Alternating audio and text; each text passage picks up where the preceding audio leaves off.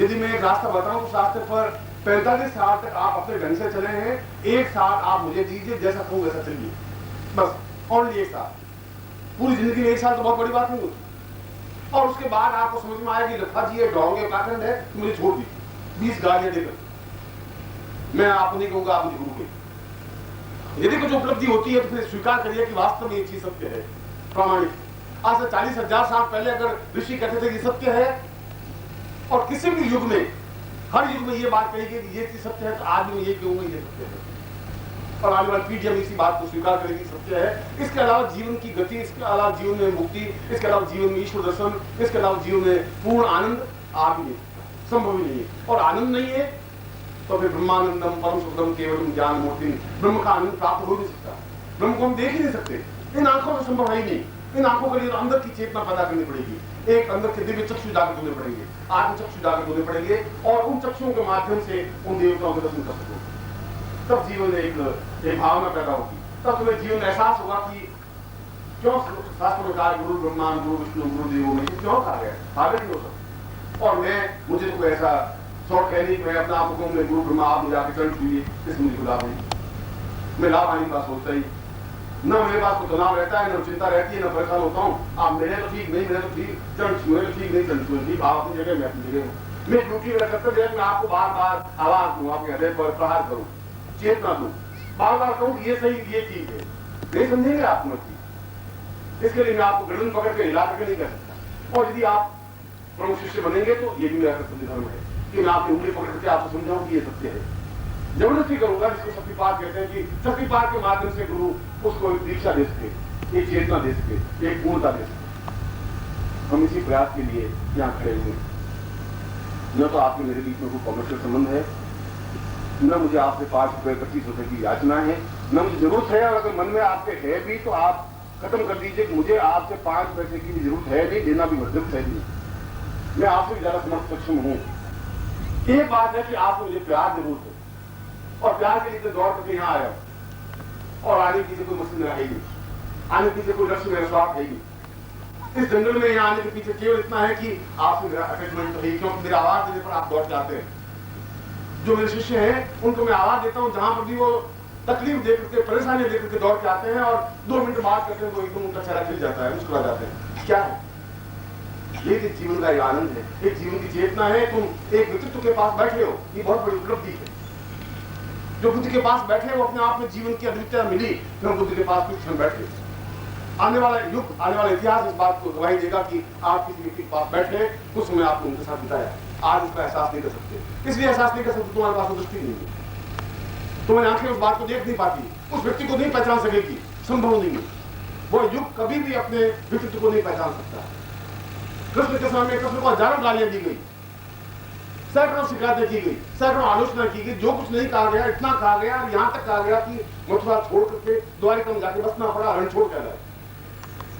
ये सब कुछ हुआ, इतनी तकलीफ तो किसी को साथ झेलनी नहीं पड़ी।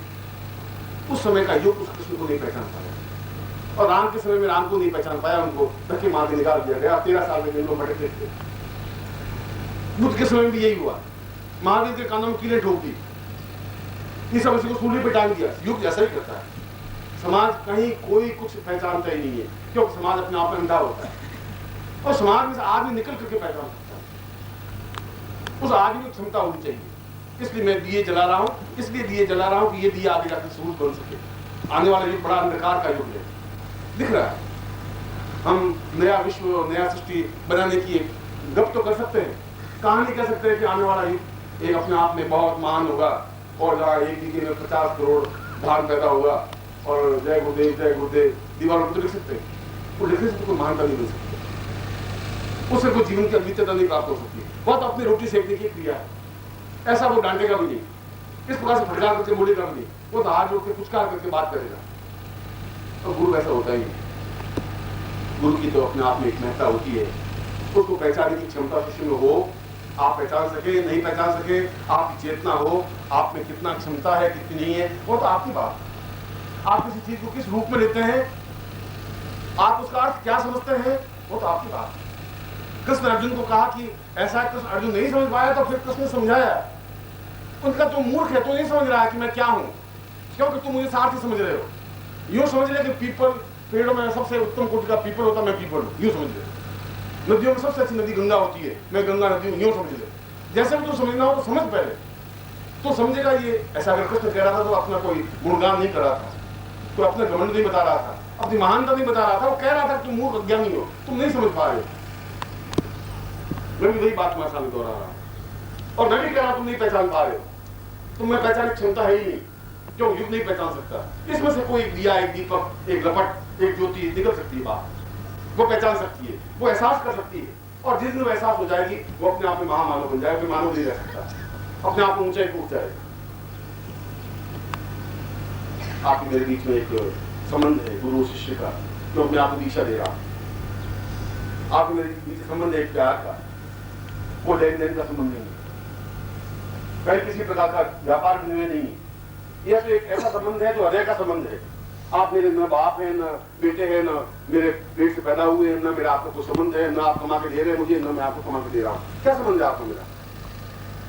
कोई लेन देन नहीं है। इतना ही संबंध है कि आपको मुझसे प्यार है, प्यार है इसलिए दौड़ करके आए, प्यार है इसलिए मेरी बात सुन रहे, प्यार है इसलिए दूर में बैठे हुए। और यह प्यार जीवन का सत्य बन सके, ये तुम्हें प्रयत्न करना है। कर सके, ये तुम्हारे जीवन की सार्थकता है, मेरे जीवन की सार्थकता नहीं है। मैं तो दिया जल रहा है, इस दिए में से जितने बुझे हुए दिए जल सके जल सके। वो दिया तो अपने आप में कहेगा नहीं तुम जला लो अपने दिए, वो तो कह रहा मैं जल रहा हूं, मैं तैयार हूं। तुम अपना दिया नजदीक लाओ, इतना नजदीक लाओ कि लो सलाव टकरा जाए, तुम्हारा दिया जल जाए और रोशनी पैदा कर सको। जितने भी रोशनी अंधेरे को दूर कर सकोगे वही अपने आप में अद्वितीयता होगी, श्रेष्ठता होगी। अब अंधेरे में तो हम टटोल रहे हैं, भटक रहे हैं, अपने सिर फोड़ रहे हैं, वो तो चल ही रहा है। स्वामी शंकराचार्य ने जब दीक्षा लेने की प्रयत्न किया तो उन्होंने कहा कि मैं दीक्षा समुद्र के किनारे लूंगा, इसलिए समुद्र किनारे दीक्षा लूंगा कि मेरा व्यक्तित्व तो समुद्र के समान विशाल और गहन, जिसकी गहराई का पता नहीं चले, जिसकी लंबाई चौड़ाई का पता नहीं चले, ऐसा व्यक्तित्व बनना चाहता हूं। और ऐसे व्यक्तित्व बना, आज भी हजारों वर्षों बाद, सैकड़ों वर्षों बाद हम उनको याद कर रहे हैं। आज भी हम उस आदमी की 32 साल की अवस्था में पूरे भारतवर्ष में उसने चेतना फैलाई, वो अपने आप में हमें स्मरणीय है। आप भी ऐसा कुछ कर सकते हैं, आप में है ऐसी क्षमता, क्योंकि मैं आपको पहचानता हूं। मुझे मालूम है कि आप में कितनी क्षमता है, कितनी ताकत है, कितना फोर्स है, कितना आग है, कितनी लपट है, बुझी हुई है। किसी अंगारे पर अगर रात पड़ जाए, अंगारा दिखाई देगा नहीं, आवश्यकता फूंक देने की और अंगारे को जला देने की, अंगारा भड़क जाएगा, रोशनी पैदा कर देगा। मैं उस रात को हटाने की कोशिश कर रहा हूं, न मैं आपको कोई ज्ञान दे रहा हूं, न कोई उपदेश दे रहा हूं। मैं तो समझा रहा हूं कि आप अंगारे हैं, मुझे वो कोयले नहीं है जो खुद काला होता है और संसार को काला करता, ऐसा नहीं है।